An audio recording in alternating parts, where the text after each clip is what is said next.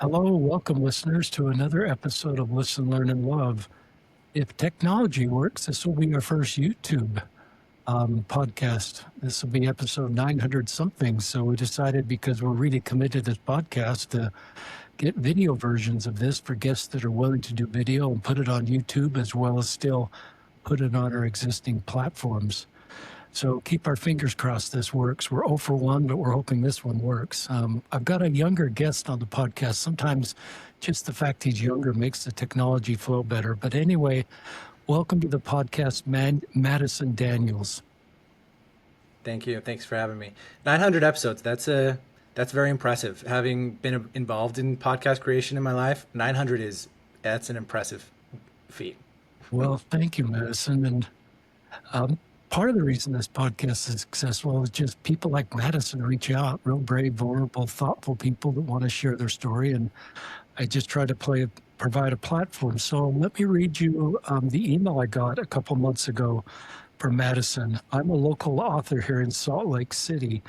My upcoming book is titled Letters to a Young Ex-Mormon. If you've read Adams Miller's Letters to a Young Mormon, it's very familiar in tone and style. It's a field guide for moving on, laying out a map of what the journey looks like with some tools on how to navigate it. My book is not a long list of reasons to leave the church, and I'm not grinding any axes. What I'm interested in is asking how the journey into ex-Mormon can steer us deeper into our own lives.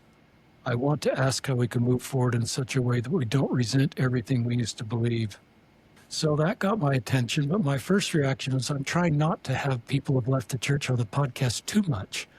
But then I've tried to think that that's sometimes really important, because part of the goal of this podcast is to build bridges of understanding between those that stay and those that leave. And we have people we love in our family that have left the church, and we're trying to walk that road. And then as I read Madison's book that he sent me and read most of it, I recognize this is not a guy that wants to burn it all down and everyone to leave. He's a really thoughtful author with a lot of really good skills to help those that are leaving the church, which is the reality. People are leaving the church. This isn't a book saying leave the church. It's a book helping people that do. And I want to just read a few more sections before I get Madison talking. I'm going to get. And this is from the preface, and we'll talk about where to get the book in the show notes. Rather than leaving it, I felt like I grew out of it. Its traditional youthfulness in my life had run out. The well ran dry. As an unmarried adult male with passion for social justice and a distaste for billion-dollar enterprise, there just really isn't a place for me. I struggle to think of myself as an ex-Mormon because the label still operates under a tight, dualistic worldview that I no longer have. I like post-Mormon. It feels big enough to honor my own history, allowing me to go beyond it. And I'm going to skip to another section. To leave Mormonism and to leave it well is a difficult task because it requires us to become bigger and freer and wiser. And then another section. This book isn't about my story out of Mormonism. It is a series of letters written to young people who find themselves on the outside of something they once held close and brought order and structure to the universe. If you're reading this, it's likely that you cared a lot about or even loved being a Mormon and are grappling with how to grow beyond it. This book isn't a long list of reasons why you should leave Mormonism. It's about growing up and waking up and moving forward in a healthy way. Madison Daniels is in his early 30s. He's served a mission in Portland along the way. He got a degree, and I can't read my writing from BYU. Maybe he'll tell us the degree. He is going back to get a master's degree in social work to become a therapist. This book and the title of the book, I hope I said it at the beginning, Letters to a Young Ex-Mormon, A Guide for Moving On, will be out on, right now it's on pre-order on Amazon on June 23rd or later. It will be on Amazon. Madison will also be at Sunstone. I'll have a booth there if you want to meet him and have him sign your book. We said a prayer before we started, and we just hope this is helpful for you. If your path is out of the church, that you have kind of some tools how to navigate that And if you're trying to help somebody or love somebody that's left the church, maybe Madison's book will help you to better understand their journey and help guide them in a way that, if they're interested, just principle-based approach to moving on. Is that okay for an introduction, Madison? That's great as an introduction. So we visited for quite a while. Madison reminds us of some of my kids and their story. We have adult children who've left the church, and they're thoughtful and bright. But it is a new world as you're leaving the church. So I'm going to turn it over to you and get you talking about your book. You could introduce your history a little bit, just your personal story, and then talk about the book. Yeah, as my bio intro said, I'm Madison. Born and raised in Provo, Utah. I come from a long line of Utahns. My grandpa was a professor at BYU of psychology, and I went to all the same schools that my dad did in Provo as well, from elementary through college. So I'm like born and bred Utahn. I live in Salt Lake now. Growing up in Provo, Utah, obviously I had a huge connection to Mormonism and the Church of Jesus Christ of Latter-day Saints. And I actually loved it. I loved my experience growing up in Provo and being a member, being a really active member. What's funny is, I often tell people that when I was in high school, when you're a teenager, you're just like, you're trying on identities because you don't really know who you are. And when you grow up in Provo, everyone's Mormon, which in a way means no one is Mormon. All the same high school shenanigans that everyone else deals with outside of Utah happen inside of Utah as well. So down there in Provo High, I'm just a teenager trying to make my way in the world. And I just noticed at some point that not everyone was taking Mormonism very seriously. Everyone was going to seminary and just kind of like phoning it in and going to church and phoning it in. And I'm like, I'm going to take this really seriously. This is going to be my identity. And I became obsessed with, obsession is not a strong word, I don't think, for what happened. I picked up Jesus the Christ when I was 15, and I didn't look back. And from 15 to 19, I read nothing but like the infamous and famous books of Mormonism, from miracle forgiveness to Mormon doctrine to answers to gospel questions to like whatever. Like I read it all. I just chewed through it and devoured it. And so I had a really strong sense of myself as being a Mormon when I was a teenager. And, looking back, I can see that within that obsession was a genuine passion for spirituality, for being human, and kind of what it means to be alive here on earth right now. But then I went on a mission, and I did not have a great time. Almost from day 1 or 2, I did not have a great time. I think that when you're young, your kind of sense of the world is a little muddied. And so your sense of who God is versus the church is versus who a leader is all pretty blurred together. Or at least it was for me. And so over 2 years, I kind of had my sense of the divine really ripped and separated away from my sense of institutional church, and which was a good thing to have happen to me, but it was painful and it was a rough go. And this was before the age change, so I was just a 19-year-old, and the stigma around coming home hadn't really been like removed yet, and so I grounded out for 2 years, and it was a rough go. And I had, that's not to say I didn't have good moments and good experiences, but it was a really rough time. So when I came back, I was living at home still in Provo, and I was a BYU student. And my degree was interdisciplinary humanities, which is, you're welcome. It was kind of a degree of, I had too many interests to kind of narrow them down. And so I was dabbling in a lot of different things. That's, the interdisciplinary aspect of that. But part of that degree it's a degree in critical thinking. The professors there, we read through a lot of philosophy, literature, critical theory on everything. And we kind of got armed with these tools of how to critically engage with the world and also our own experiences and the institutions that we're involved in. And, there, on some level, you can't help but have that be directed at the church that we're all members of. And so, I'm grappling with kind of my experience of being a missionary and realizing that, I probably have some trauma. Like I would come home from my YSA wards, and I process through talking. And so I would talk with my parents and I would just vent to them after church. And then at some point my mom took me aside. She was like, "Hey, Madison, it seems like you're pretty angry." I was like, I'm not angry. I'm not an angry guy. I don't know what you mean. And she's like, I think you should probably go see a therapist. And then I was like, we'll see. And then a week later, I'm just chewing on it, and I'm like, oh, I think I am really angry about just who knows what. But there's a lot of anger inside of me. So then I go to therapy BYU, and process my anger, and then kind of learn the value of what anger has to give me, and kind of also the dangers of what anger can be. Um, and then over time, I learn to kind of really separate the baby from the bathwater of my experience of of being Mormon while I was at BYU, and really still to this day pretty convinced and convicted that there's something special at the heart of the human experience and the human journey. And I think Mormonism has something important to say about it.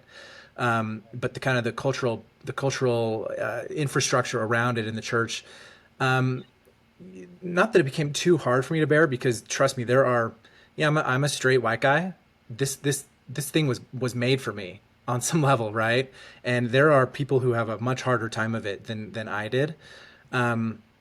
But being friends and family with people who are at odds with the church just by nature of their identity and their orientation, it's hard for that stuff not to bleed over to me.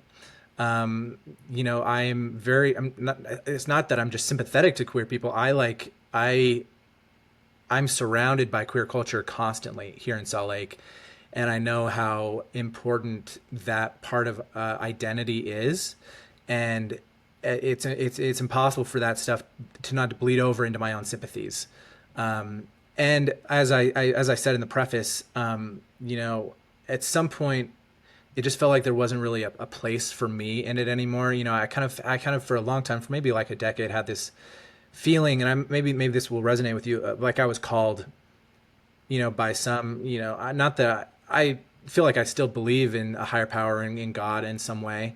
But I had a calling to be here, to be part of the community, and to be part of the making it better. And then at some point that kind of evaporated away. And I can't really explain how or why that happened.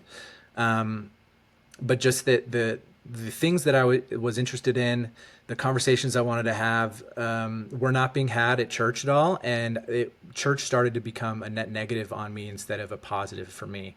And then I just kind of stopped going.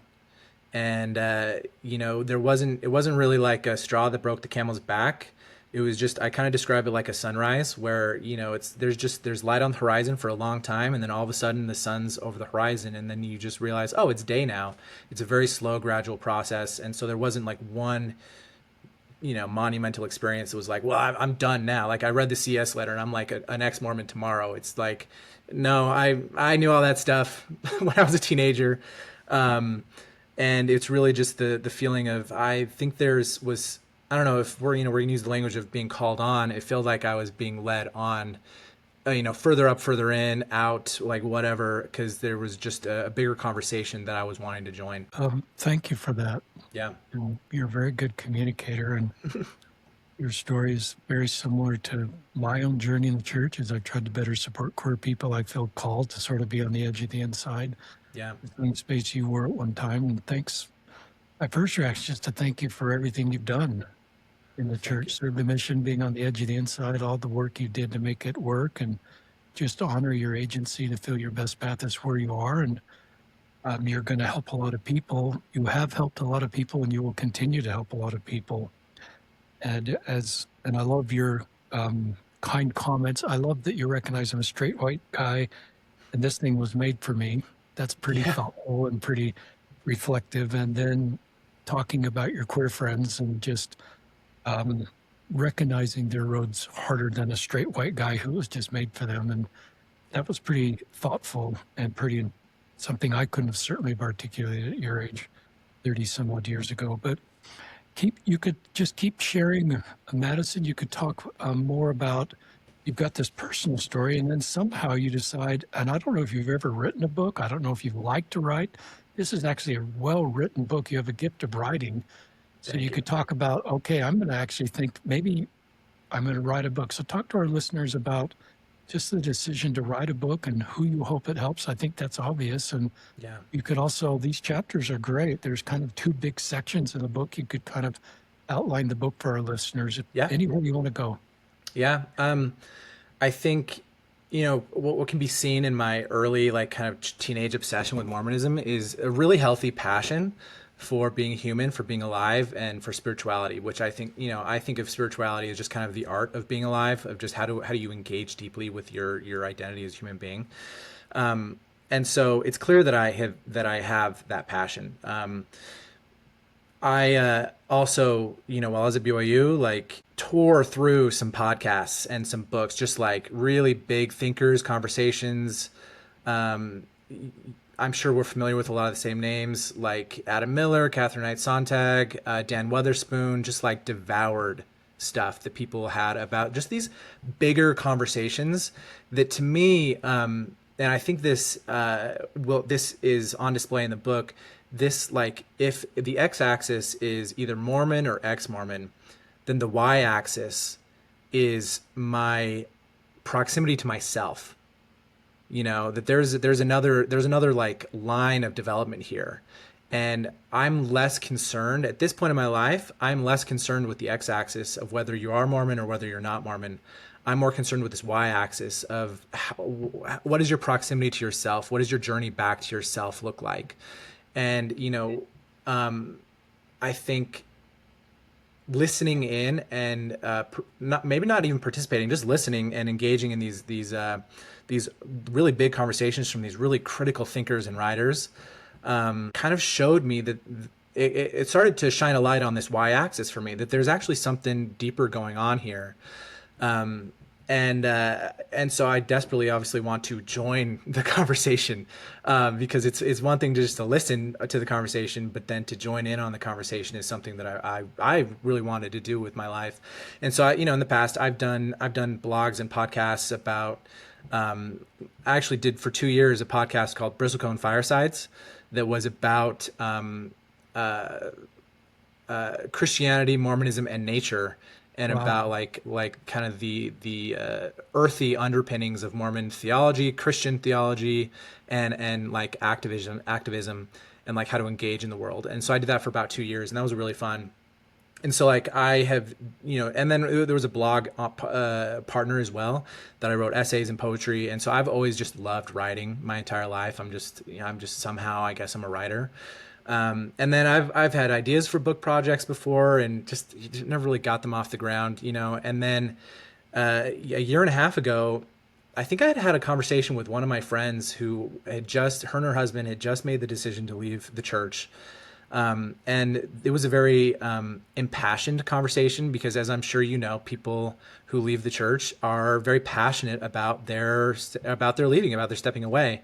And there's a lot of reasons behind that. A lot of it is justified, but also a lot of that energy is just, it's misplaced energy that I think could be doing better work if we guided it to something else. And so I came home from that conversation, and I was just like, I just had the words were just kind of flowing in my mind of just like, of if I was writing a letter. And then I remembered, and I still read, to this day, Adam Miller's book, Letters to a Young Mormon, because I just think it's such an important book.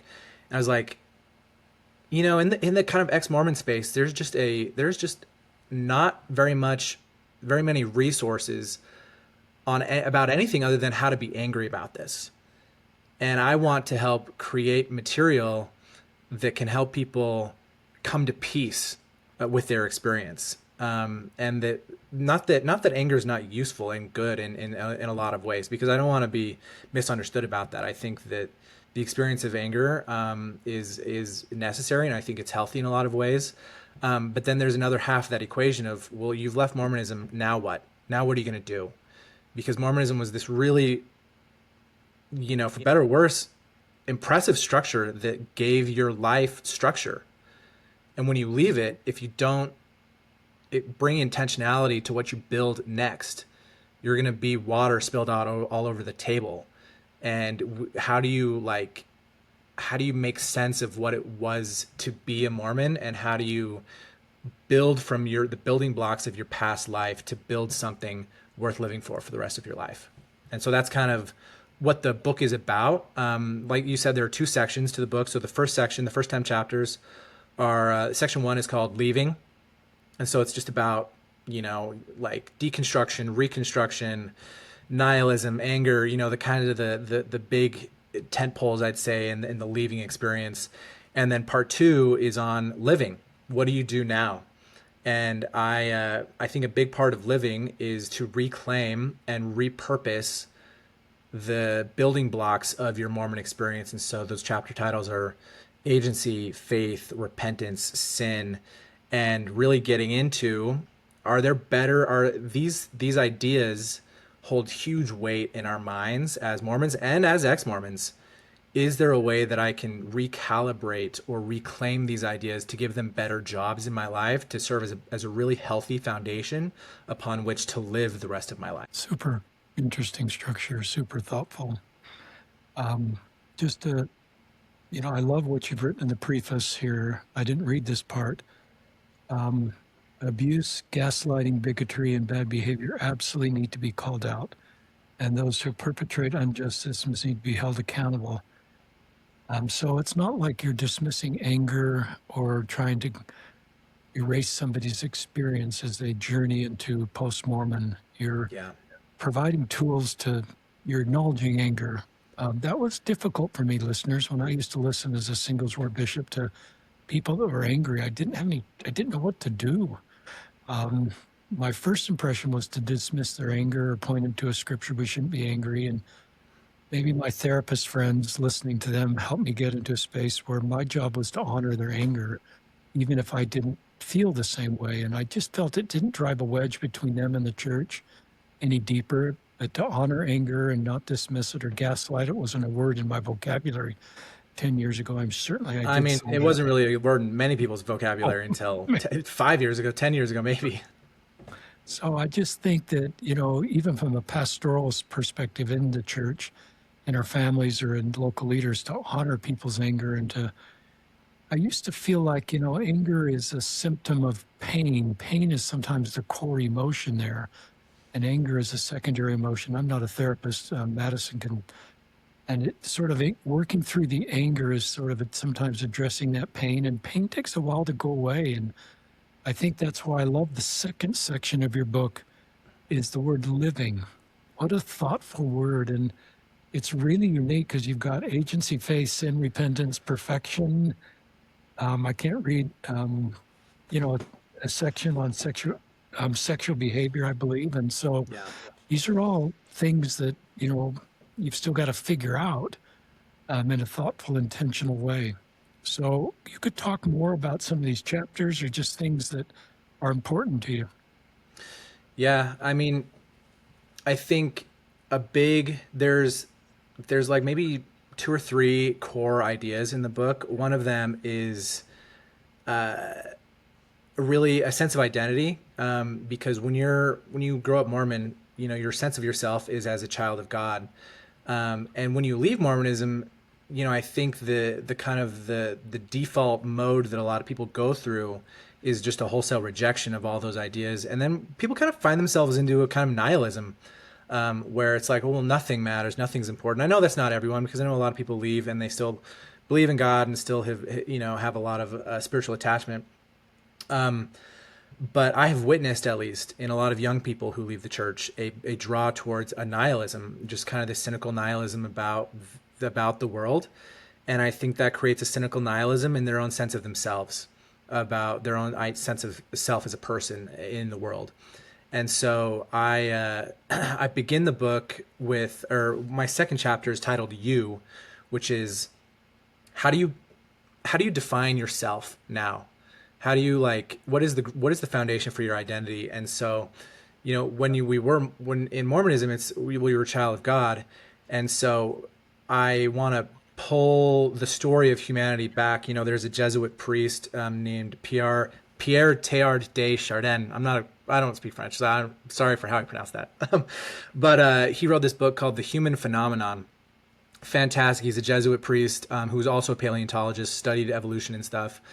And he opens his book, The Human Phenomenon, with this fantastic paragraph that is essentially like, if you dial time backwards far enough, the stuff that is humans melts back into the stuff that is the universe.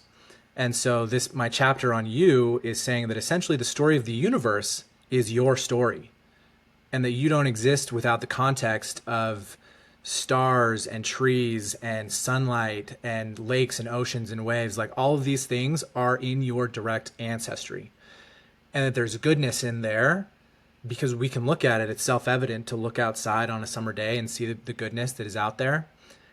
And I think that if we can build our identity based off of our kind of being a manifestation of, this is kind of wooey, but being a manifestation of the universe, we can pull some of that inherent goodness into our own sense of self and have a good grounding for our own goodness. And I mean, some of this is, you can even find this in the Christian language of God said that creation was good before anything else, and then we can kind of from that original goodness pull down into ourselves as, oh, we're still a part of this, we're still good. Because this, I personally just don't think nihilism is a good place to live your life. I don't think it's good. It's a good foundation. I don't think it's good grounds to really thrive. The human being we're a meaning making animal. And I think that we need to find ways to make healthy meaning, on more than just on an individual level, but also in a communal level. If we ever hope to like change the world for the better, it takes a lot of people to change the world. And so I think I begin the book on identity and like really grounding our sense of self in the ground, in the stuff of the universe, because I think that we can't, if we just see ourselves as stage actors on a play, I don't think that's very good grounds for like thriving. Do you have any thoughts on that one? Just really interesting. No, I think real another, thought. I like, it just reminds me, we'll talk about, a couple of our kids maybe later on, but it's just really thoughtful thinking. yeah. Another part of it is that, while Mormonism in some sense failed me, in another sense, it really succeeded for me. It did the trick. I'd say that right now in my life, I feel really connected in with it. Whatever it is, I just feel really in the flow. I feel really connected, and whether we want to say that I feel like I'm really have a profound sense of myself, or my profound sense of God, or my place in the world, like I don't know how you want to dress that up, but I can trace direct lines from my experience of being a Mormon to that experience of me being right now. And sometimes those are like, well, a desert teaches you how good water is by being dry. And sometimes Mormonism was really dry, and sometimes the water from the well wasn't very good. And that kind of taught me what I needed. And in a way, that's kind of a strange way to be grateful for your experience. But on the positive end of that, I remember being like 9 years old and being in a Sunday school class and like looking through the Pearl of Great Price and having this really profound sense of awe and just this kind of numinous like mystery. And that was like, oh my gosh, it's right here. I can like touch it. This is cool. And with my child mind, I didn't really know what to do with that. But what it did was it gave me a taste of the big, the numinous, the beautiful, the mysterious that I learned how to follow through the rest of my life. And so, that's also a big through line of the book, is this sense that, Mormonism gave you a gift in a lot of ways, even though it gave you wounds. If you can look at your wounds and heal your wounds can then become gifts to you. And that we said in the pre-conversation, I'm not really interested in tearing things down insofar as we're not also trying to then build something back where we need it, just in a better sense. I'm a reformer. I'm not necessarily, an iconoclast. And then the third main through line of the book, I think, is this real injunction to live. My last chapter is just titled "Live." that I think that there's a real mystery at the heart of reality. I think when you're Mormon, I think one of the sins of Mormonism, well, one of the sins of human beings in general, is certainty. That we just love our certainty. Like, this is, we know this, we know that, and we know that, and because we know this, we're going to know this thing as well.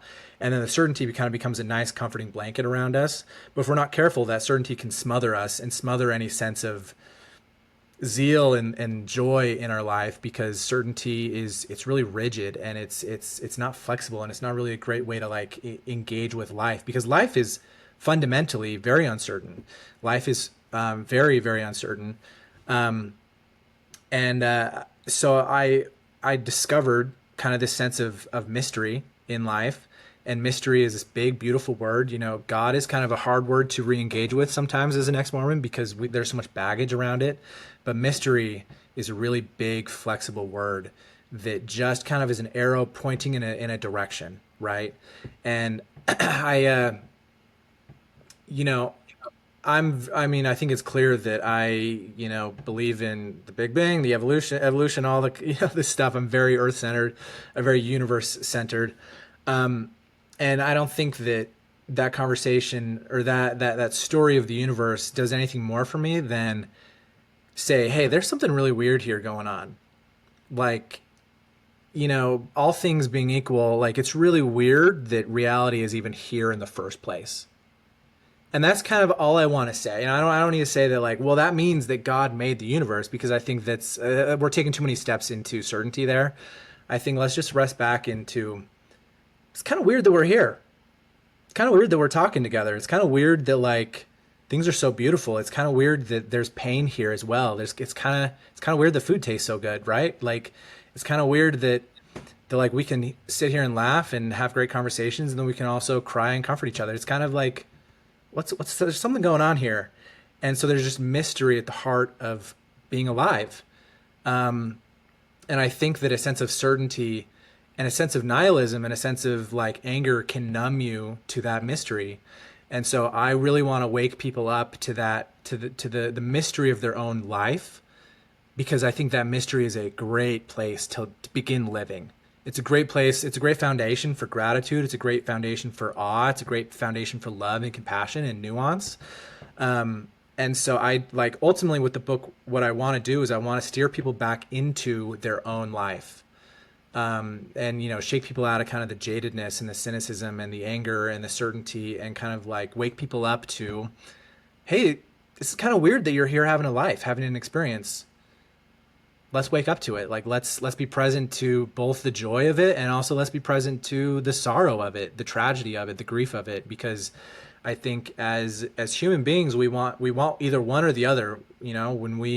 When we're sad, we don't want to be sad anymore. And so we try and just like carve away all of our grief and our sadness, just so that we can have like goodness and joy.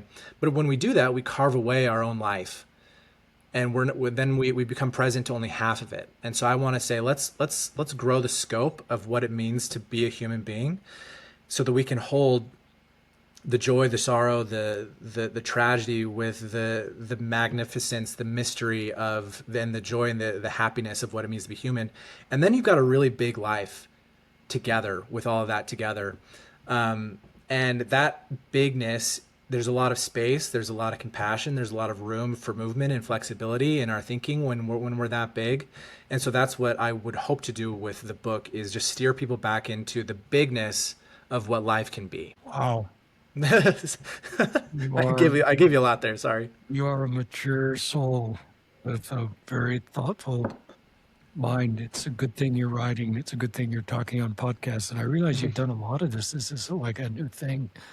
This is sort of who you are on the earliest stages. I've written down a few things. Yeah. One is, how did you handle the loss of community? Many people that I know that have left the church, their integrity sort of, they just feel it's their best path forward, but there's tremendous loss of community that is such an important part for a lot of us at the local level. And part of that loss of community is sometimes feeling judged or misunderstood or shunned. I don't think we officially shun, but some people may Yeah. feel that way. Talk about handling loss of community. That is a real thing. I have an entire chapter on family and community in the book, because it is so important. Like I think back to being a teenager and doing the Pioneer Trek handcart poles up in Wyoming at Martin's Cove, and I just think, wow, what an experience of community that was. Like we can quibble about some of the factual historicity of some of that stuff, whatever. Who cares? What an experience of community building that was for me. And my experience of being in my ward growing up, my neighborhood, like I think what was clear was that the community effort was done so well. And it was actually, that's what I loved. And when I was a missionary, that was one of the best parts of my mission, was kind of being brought into these ward families and being treated as one of their own, even though I was a stranger to them. Like that was so profound and so magnificent. And in the book, I tell the story about, probably 5 years ago at this point, I lived over in Daybreak, and I was not behaving very Mormon at all at the time, and but I went to church for an entire year because I wanted the community, I wanted the friendship, and I don't think they understood how not Mormon I was being, but it didn't matter because I was there and they were there and we were having conversations, we were going to activities together, and it was a fantastic experience and I loved it. Which is all to say that when I stopped going, I experienced profound loss.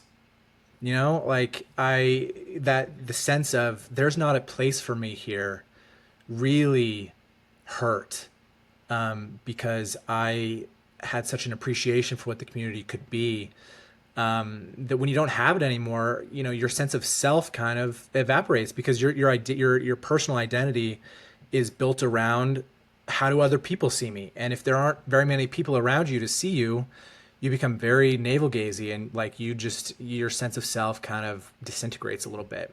It's like dying in some way, and I think that we're not trivializing it by saying that leaving Mormonism and experiencing the loss of community is kind of like experiencing a death, and it's really that was so I don't want to like paper over the sorrow, the real grief that's involved in that, and it took me time to build up friendships and find community.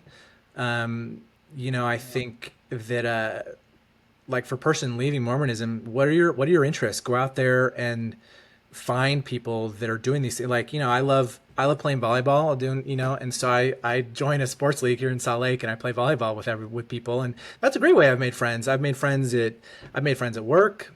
I mean, I know that I'm a pretty extroverted person, and I'm very golden retriever coded. So I know that I'm very much like a dog, and it's very easy for me to make friends in a lot of ways.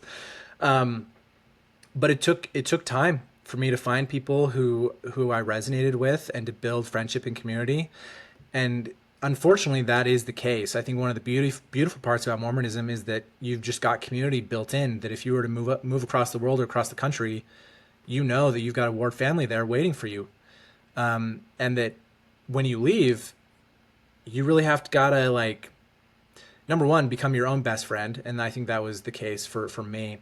But also you've got to find friends and community, and you have to make it, and that's hard. And in some cases, there are things that exist like municipal co-ed sports that exist to kind of facilitate that, or Dungeons and Dragons. There's things that can like really facilitate community building, but it takes you to show up, and be intentional. And that is something that is like for people who are stepping away, showing up, being intentional, and just like stretching your social muscles. That is a big part of it. And it just takes time, but it will happen. Great answer. What can we do, those of us that are in the church, to be more supportive of people that leave the church? It's a great question. I remember being a kid, one of my grandmas and one of my aunts were never, I mean, they were members, but they were never active, never participated my entire growing up. And so I just kind of had this sense kind of built in. I think my family got lucky with this. There's just kind of this built-in sense of like, well, they're not active, but it's fine. So my kid mind, it was like, oh, well, they don't go to church and they're still we still love them. They're still a part of our family. Like there's no reason to not talk to them or like at family events. And so I think for people who are still active with people who leave, I understand the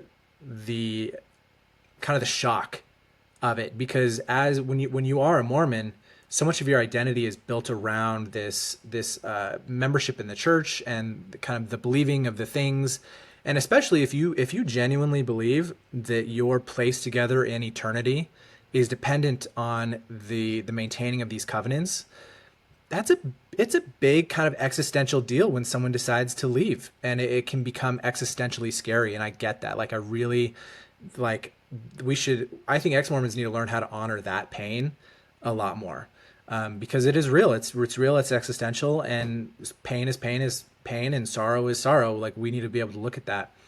And I think for people who are still active in the church, I think really resting back into experiences of love. At some point I realized that the love that God has for human beings, for all of creation, not just human beings, for all of creation, is so big that, to be able to upset it is almost absurd, right? And so once I kind of had experiences of the grandeur of love that exists in the universe, I kind of was able to relax back into my imperfect nature as a person, and that if I was still in the church and people were leaving, I think having a sense of the bigness of love that exists within the universe, within God, allows us to have flexibility and less panic as the people that we love start to leave. Because I think the problem is when we become very certain about what we think God wants us to do with our life, and when we take a step back and say, oh, well, God is still able to like have a magnitude of love that is absurd almost for people, even sinners in the scriptures. That love is big, it's spacious, and it allows for people to make mistakes. That's one of God's superpowers, is God allows people to make mistakes. He gives us our freedom to just to be imperfect and to say no. And I think we in ourselves, need to be able to do that with anyone, but especially active members. The way to like not panic when someone you love leaves the church is to like have experiences with the magnitude of love that exists within the universe, because it'll be okay. It's really scary, and I'm not going to pretend that it's not existentially terrifying on some level.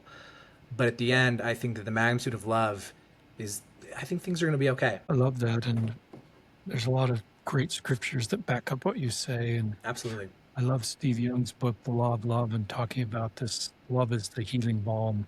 Yeah. I'm reminded of a tweet a long time ago, and we were on Twitter together, if I remember right, before Twitter became what it is today. But somebody, her name was Harper, and she says, people deserve to be loved, not because our love will bring them back, but just because they deserve to be loved. And so this non-transactional love, we're going to love our kids that aren't in the church. We're going to love our kids in the church, and it's not agenda-based.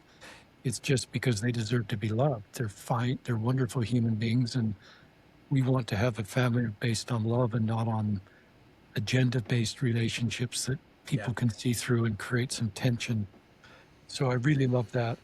Another question is, and you kind of addressed this a little bit, but some people leave and then they want everybody else to leave. It's like they found this newfound knowledge of the CES letter. Yeah. And it can be a pretty human thing when your worldview just did a 180. You assume that if everybody consumed the same information you did, they would do the same 180. So I'm honoring people that sort of feel that way because they've just done a 180 and their worldview and so that can create some tension. Any advice to those that have done the 180 and want everybody else to do the 180, or those of us that are kind of managing people that we love like that in our lives? Yeah. This might hurt to hear for some ex-Mormons. Just because you have left the church does not mean that you don't engage with life in very Mormon ways. And if there's one thing that I know about, not all Mormons, but Mormonism in general, is it's this sense of really dualistic black and white thinking about truth and about the world. And Mormons are also great evangelists. We are really good when we have something that we believe in. we're really good at championing it really loudly. You know, you've got a podcast. I've had a podcast. I wrote a book. Other people write books, have podcasts. Like, we are really good at shouting from the rooftops the things that we believe and are passionate about. And a lot of these behavioral things don't go away even if you remove your names from the records of the church.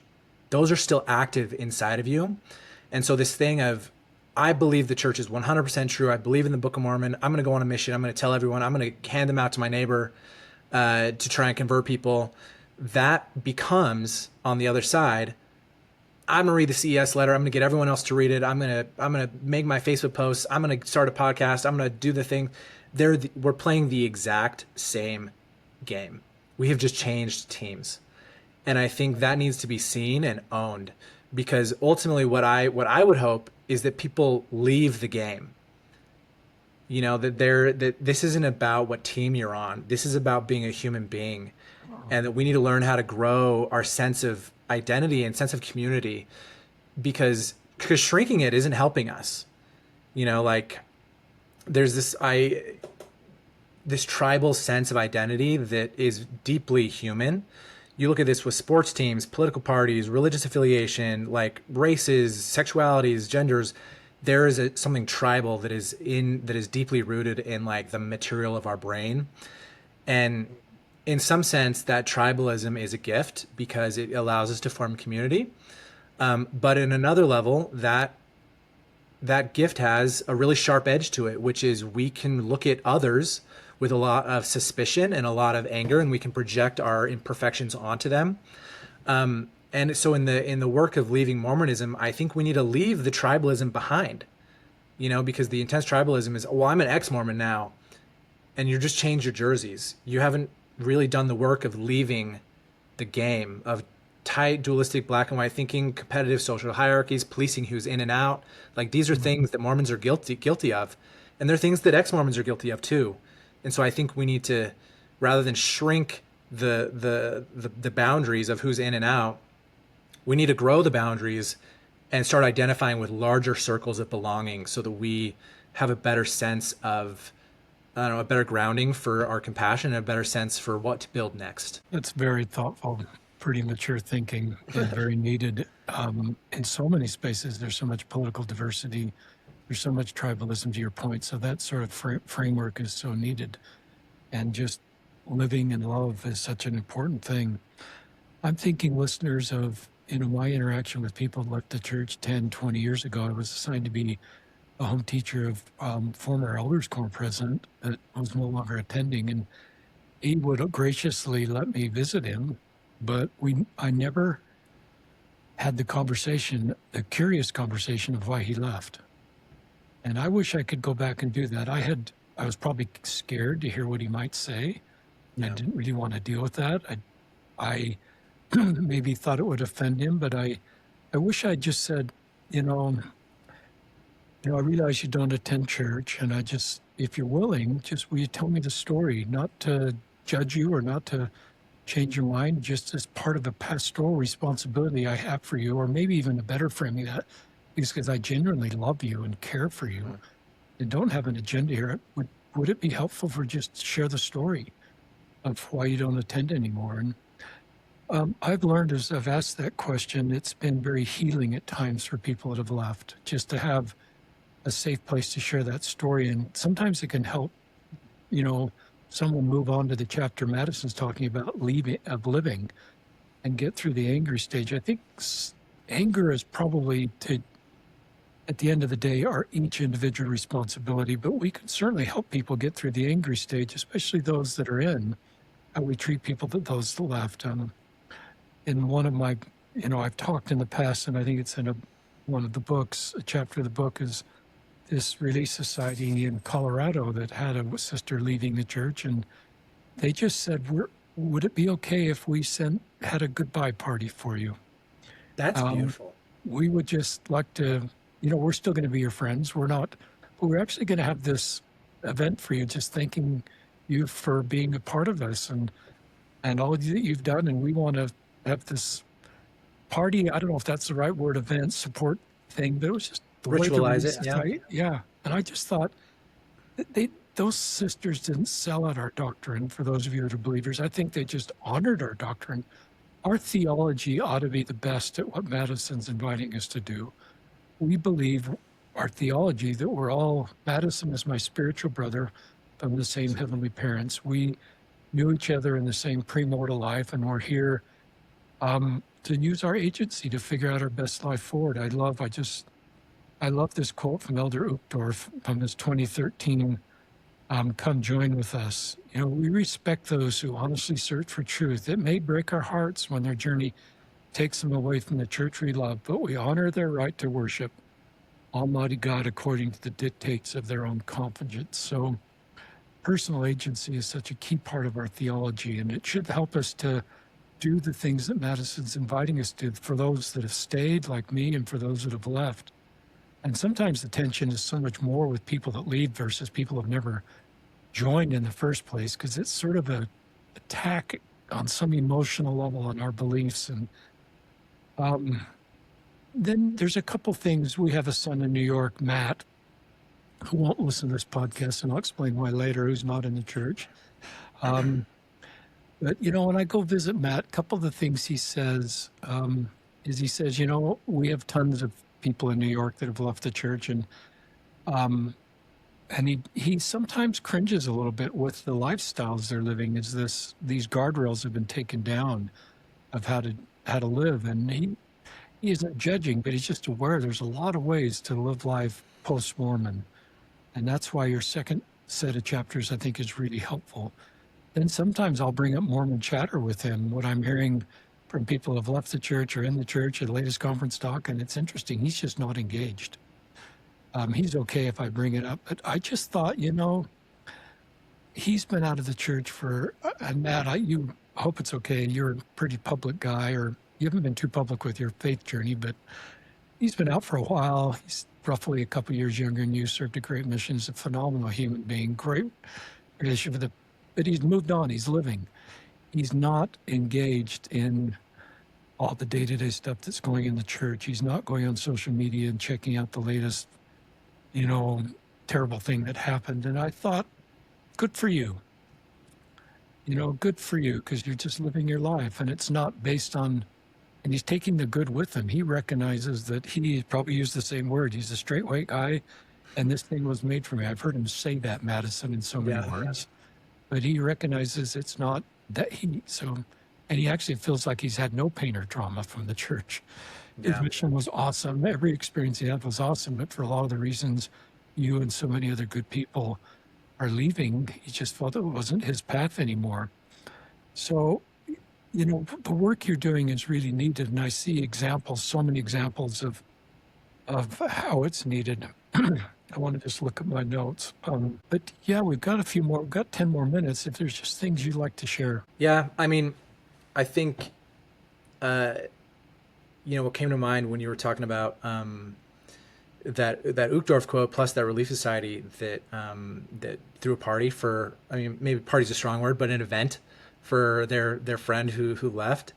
When I look at that and I think it's okay for our hearts to break. It's okay. There's a part of us that we don't want, obviously, of course, we don't want to experience sorrow and grief in our life. We don't want to. But when someone we love decides to leave, there's real sorrow and heartbreak in that. And I think the things that we do to protect ourselves from that sorrow and heartbreak are the things that make it harder for our loved ones to trust us, to come to us with their stories and their experience. But as I'd say on both sides of, the X spectrum of in or out, if you're in and you've got a loved one who leaves, it's okay for your heart to break about that. I think the right thing to do is to sit in the tragedy of that, sit in the grief. And then in the grief, there's actually a profound love sitting underneath all of it that you can really attach yourself to. And then that's a better place to then engage that relationship with. And I'd say people on the outside of the church, it's okay to be mystified by people who are still in. It doesn't have to make sense to you, because people's life paths are very different. And, I think that we need to be okay with the reality that other people make choices that are different than ours. And while that creates a lot of frustration and anger, it's okay to be frustrated by that. And underneath all of that, I think there's still a profound love, and that love is a better place to live from than just the raw frustration that other people like read the CES letter and make a different choice than you do. Um, but Yeah, that I think that this is a very human thing, and I think that's one of the other main lines through the book is that all the things that are wrong with Mormonism are just wrong with humans. We bring our weakness with us wherever it is we go, and the things that are wrong with Mormonism are the things that are wrong with every institution that has people on Earth, because humans we're flawed. We're weak, we're silly, we get dehydrated, and with our low blood sugar we snap at people, and we're animals, and that's kind of weird. And like but at the end of the day, it's okay to experience what it is you're experiencing, and rather than running from the thing that you're experiencing, I think we should pause, turn around, and look at what it is we're experiencing, and ask what it has to show us, what gift it has to give us. Because I think leaving Mormonism is it's a sorrow. It's a tragedy. Hearts break. Like, I was angry for a long time, and it's because I was really sad.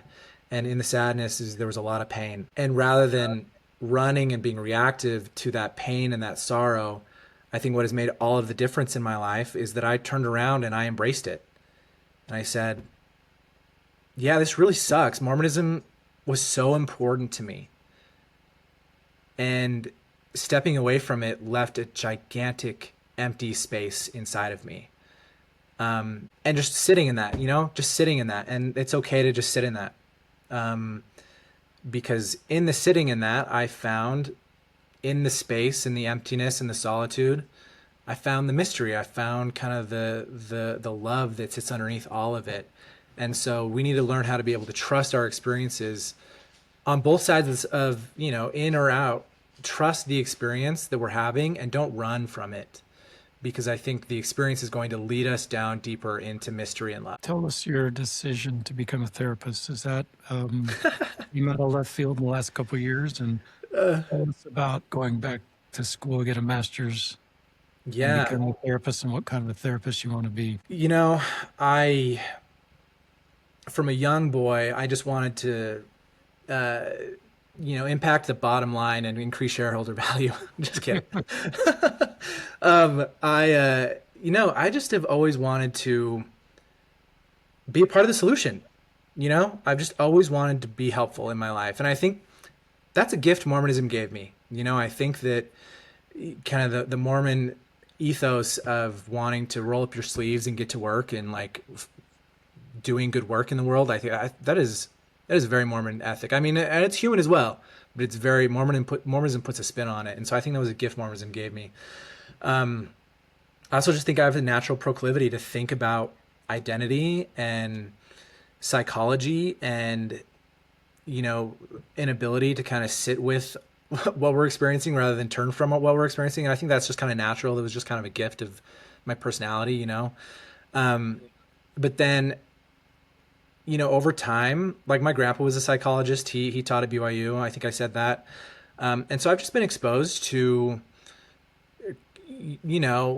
kind of the inward turn of psyche, right? Psyche is the Greek for soul. And so the kind of the study of looking inward, I think, has been a really profound part of my life. Because, human life is composed of external things and interior things.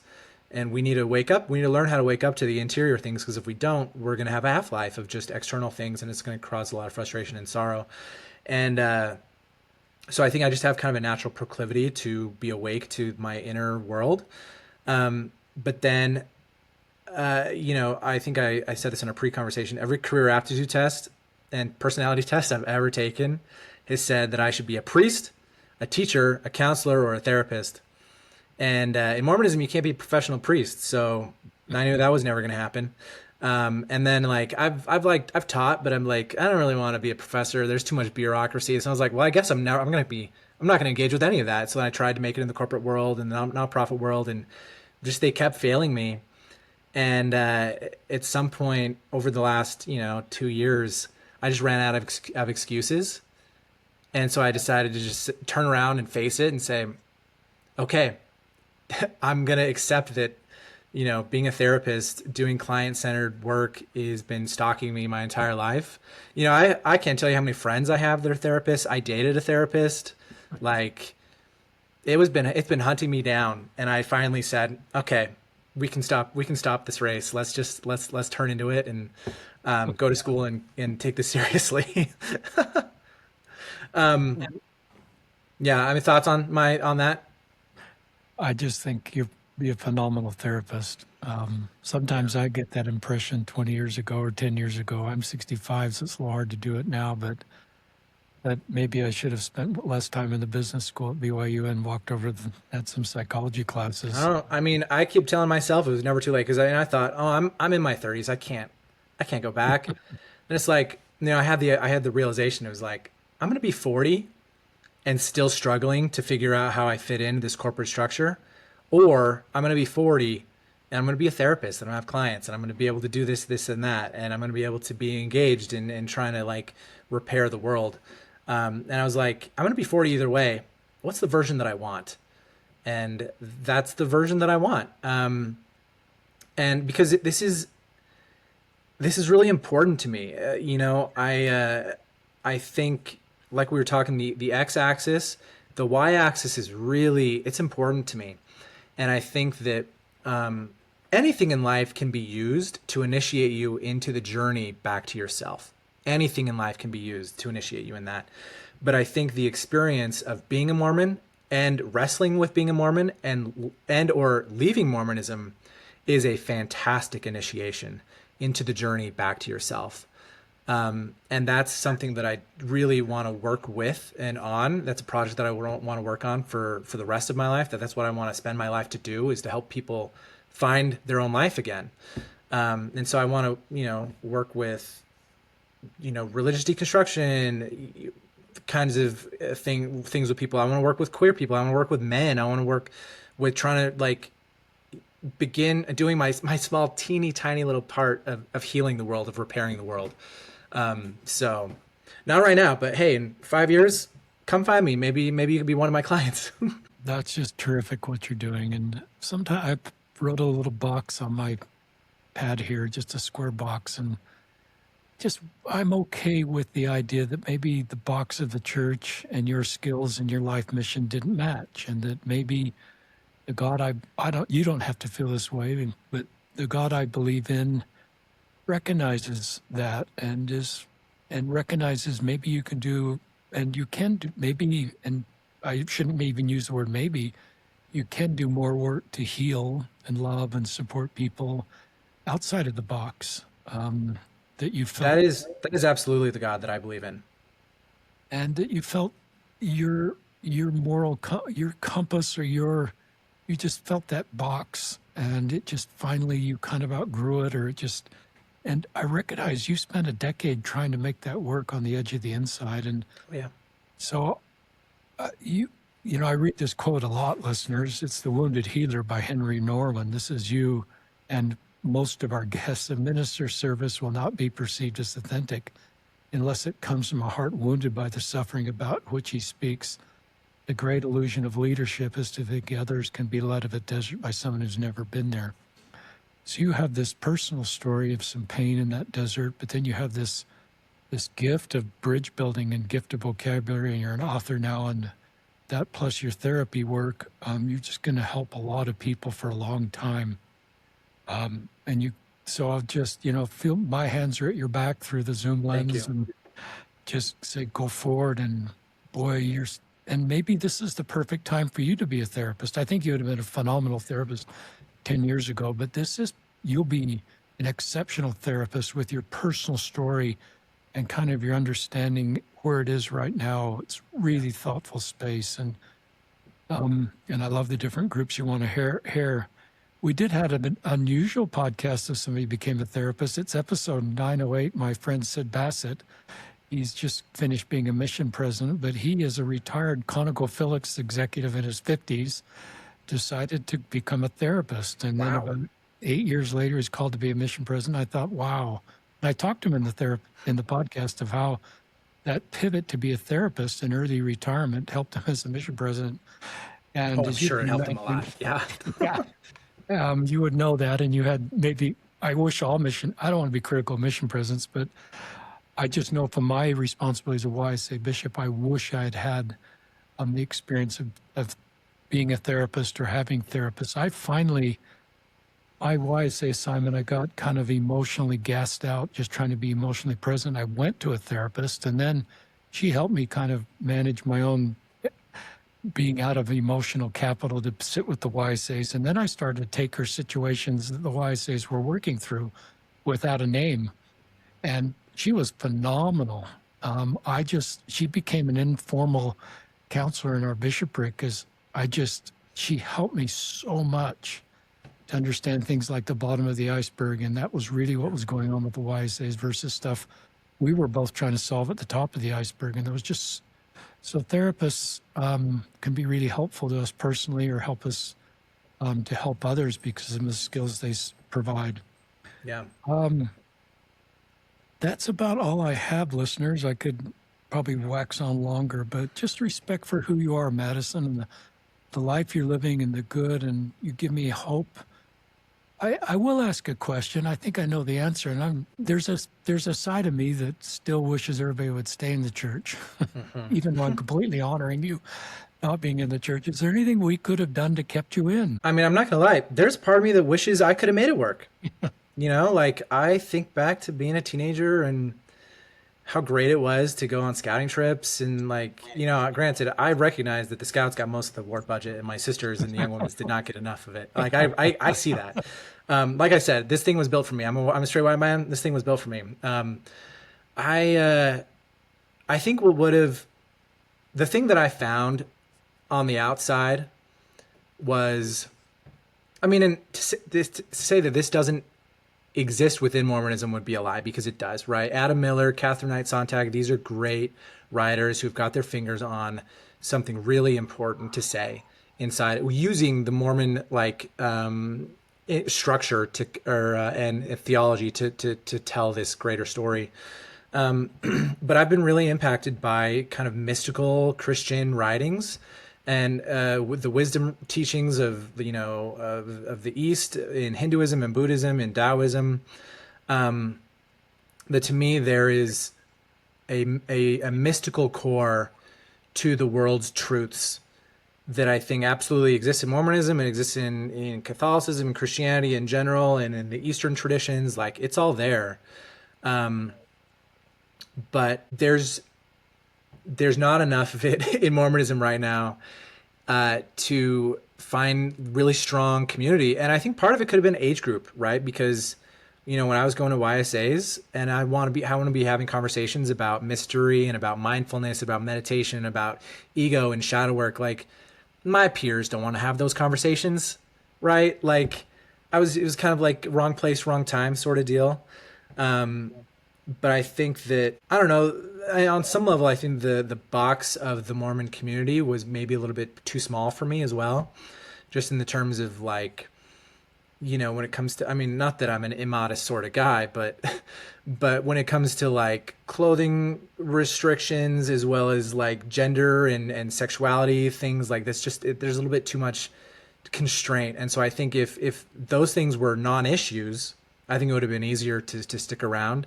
And if there were more talk about the y-axis rather than the x-axis, I think there would have been more space for me to engage with myself and a much larger conversation while also still practicing in the community. Very thoughtful. I'm kind of keeping a little longer, but it's just helpful for me to interact with you. I thought we had a podcast. I listened to a podcast on another platform, and it was an elders quorum instructor talking about doing an anonymous Google spreadsheet and getting input from the elders of what they could do better in elders quorum. And one of the conclusions is just there's not a safe, there's just not, it's not like a men's group that he went to other elders, he went to other men's groups and other Christian faiths to see what other Christian faiths are doing to support the men in particular, because he's an elders quorum president. And just recognize that that space you're talking about just doesn't exist in our church. Elders quorum every other week with a set lesson doesn't give, there isn't space for that. And I crave that. I've craved those vulnerable, thoughtful, out of the box discussions where it's a safe place to talk about my life and the things I'm working through, as well as talk about big ideas. And that just space doesn't exist in our church right now. And so so people find that space in other circles, and I don't know how to fix that. It's just something I wish were different. My wife and I are back in a YSA ward assignment. We're a ministering couple, and that transition, I love our home ward. Everybody in our home ward would die for me. They're just awesome, but there's even less of that space in our home ward than back in the YSA ward, where there's more of this sort of thoughtful thinking going on. So that's but it still isn't the way you've described it. And I just hope for better days, because there's a lot of people who would love to have those discussions. I think people are craving for those discussions. Yeah, I mean, because I think honestly, I've been the guy. I was the guy in Sunday school and in elders quorum who made the weird comment, right? I was that guy all the time, and it was exhausting, right? That's it was exhausting to have to be that guy. And even on the outside of Mormonism, I'm still that guy in the in the room full of friends who are having two-dimensional conversation where I'm just like, hey guys, have you ever thought about dying? Like I'm still that guy. And I think it's a human need. We want, and we need to feel like we've got community full of profound meaning. And unfortunately, like I said in the book, the well kind of ran dry. My experience in it, and whether I'm being called on by God or by a greater power, I don't know. I can have my guesses. But what's funny is that I didn't say anything about truth claims. That I've kind of left that world behind of well, if the Book of Mormon is true, then X, Y, and Z are also true. I just have those things just don't hold as much weight for me anymore. So it's like, well, if the Book of Mormon isn't exactly what it says it is, then I guess everything's false. I just don't hold the world with that rigidity anymore. And so like really me stepping away had nothing to do with truth claims, which is maybe a little atypical. And it had more to do with the community space, and just feeling like there wasn't a place for me anymore. But yeah, I desperately hope for better days within Mormonism and without of Mormonism, that, I hope that we can all work towards building more spacious and more nuanced community for everyone involved, because it's a great foundation for living. It's great. Just a terrific episode. I love this idea that's in the church of author your own story and really own your own story. And that's what you've done. You've done exactly that invitation. And it's not my job to judge you authoring your story. It's my job to walk with you as author your own story and support you and love you and see you as my same spiritual brother and recognize your contributions to our community, which are very needed. You're a good man, Madison. Thank you. Tell our listeners how to find your book. Yeah, so Letters to Young Ex-Mormon, A Field Guide for Moving On, is available currently as we're recording for pre-order on Amazon. It comes out June 23rd of 2026. And then you can just order it from Amazon. You can find me on my author Instagram is MD Daniels Books, at MD Daniels Books on Instagram, and then you can follow me there. I'm still, between having a personal Instagram and an author Instagram, I'm still trying to find the balance there. I'll also be at Sunstone this year, late July. And that'll be, you can come over, talk to me. I'll be happy to talk to you, sell you a book, and then sign your book, and then have a great conversation and, exchange maybe personal Instagrams after there. Right. Thank you, Madison Daniels, for being on the podcast. Thank you, our listeners, for listening and sharing this podcast as we just work to better love and support each other as the same human family.